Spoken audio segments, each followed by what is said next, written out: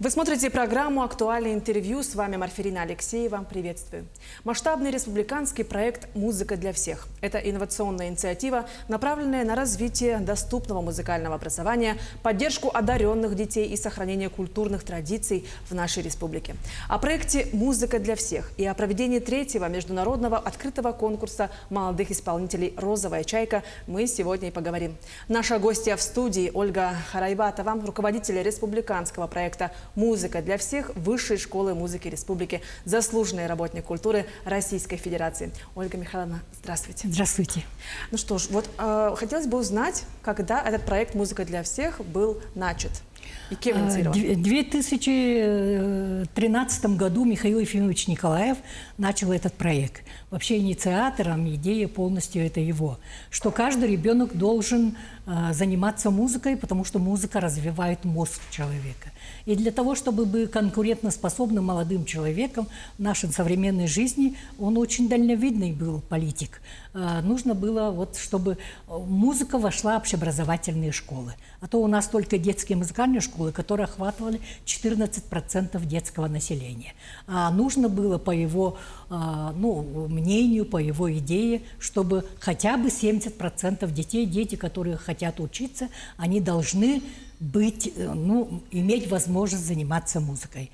И начальное музыкальное образование в общеобразовательные школы должно было внедряться. И вот у нас начался, до 24 года было первое десятилетие. Потом, когда Михаила Ефимовича не стало, нам нужно было продолжить эту прекрасную идею. И Арсений Сергеевич Николаев объявил второе десятилетие. И с 24 по 33 год у нас в республике идет второе десятилетие. Угу. Ну и вот часто бывает, что такой проект быстро угасает. Вроде начинает, а потом потихоньку как-то забывается. Вот в чем секрет проекта «Музыка для всех», по вашему мнению? Дело в том, что приезжающие к нам, даже видные музыкальные деятели России и за рубежом, точно такие же вопросы задавали. Они говорят, любая идея, она очень быстро зажигается, люди, и через 3-4 года она останавливается. А для такого проекта у нас всего 13-й год идет. Это очень большой срок. Но, тем не менее, у нас дети дошли только до 9-10 класса. Результатов мы пока вам положить и показать не можем. Да? И у нас есть пилотные школы, которых было 70 по всей республике. То есть это что означает? Это с 1 по 4 класс дети учатся музыке 3 раза в неделю. И с 5 по 8 класс 2 раза в неделю. Раньше, если урок музыки, то если времени не хватает, сокращают урок музыки. Да. А сейчас такого нет. Поэтому и заинтересованность родителей. Родители все хотят, чтобы дети были развиты. Чтобы у них музыка – это не ради музыканта, воспитывать музыканта. А Михаил Ефимович говорил, что если он в музыке будет играть, то это будет очень хороший врач, очень хороший педагог и так далее и тому прочее. Музыка – это основа основ, это общеобразовательная технология, которая укрепляет мозг человека. Это единственное во всем мире. Да, это мнение действительно закрепилось, и оно имеет место быть 100%. А вот в чем вы видите государственную поддержку? Государственная поддержка в том, что то, что объявлено, у нас прошел 4 международных конгресса, который назывался «Музыка для всех» и международные мастер-классы. Вы представляете, мы приглашали с 27 зарубежных стран, видные деятели музыкального искусства приезжали к нам, такие как Михаил Казинник, Дина Кернарская, и все другие, которые... Шейла Вудвард из Америки приезжала, из других стран, из Германии, Швеции и так далее приезжали очень многие и просто восхищались этим проектом, потому что мы им показывали и национальные школы, и общеобразовательные школы, в которых ведутся эти занятия. У нас есть школы, которые, скажем, Покровская школа номер 1, которые полностью дети с 1 по 9 класс умеют играть на флейте, блок-флейте и на хамусе одновременно. А взрослое население участвует ли в проекте? Да, у нас есть, мы без поддержки родителей, дети, они сами не заинтересованы были бы. Но взрослое население, у нас для того, чтобы поддержать родителей, у нас есть республиканский конкурс, который называется «Музыкальная семья». Он ежегодно в ноябре проводится, когда дорога открывается, чтобы это. И мы созданы 8 музыкальных кластеров. Вот вы говорите государственная политика, да? И вот эти 4 конгресса – это все по распоряжению правительства. И в этом году проводится у нас 3-й международный конкурс «Розовая чайка», тоже по распоряжению правительства Республики Саха-Якутия. И вот вы затронули тему кластерной работы проекта. Как участвуют районы, главы муниципальных поселений? Да. У нас очень, 34 района, да, и город Якутия, и Жатай, это то. Мы разделили их по музыкальным кластерам.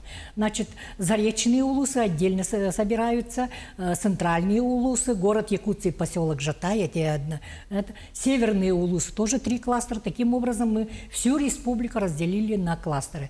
И если мы проводим музыкальную олимпиаду, то говорим кластером. Вы сначала у себя проводите, а потом победившие придут на республиканские игры. И музыкальная семья точно так же.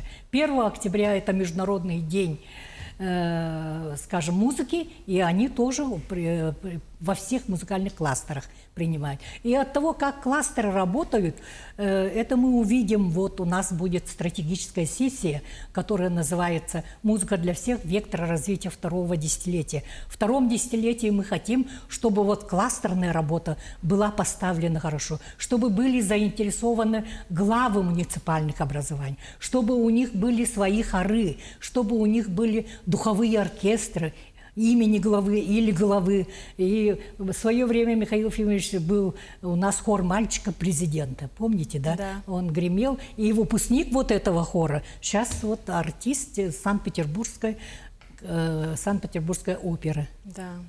И было бы здорово, действительно, если бы все районы так прям активно включались. То есть это одна из главных задач стратегической сессии? Да, это одна из главных. Они будут показывать в этой... Вот, ну ладно, дети учились, кончили, а дальше что? Спрашивают многие родители. Но у нас есть дети, которые после того, как они закончили музыкальную школу, они самостоятельно занимаются сами и будут принимать участие вот в «Розовой чайке», например. Или, скажем, медсестра, милиционер, водитель КамАЗа. Они будут показывать свое искусство вот на этой сессии стратегической.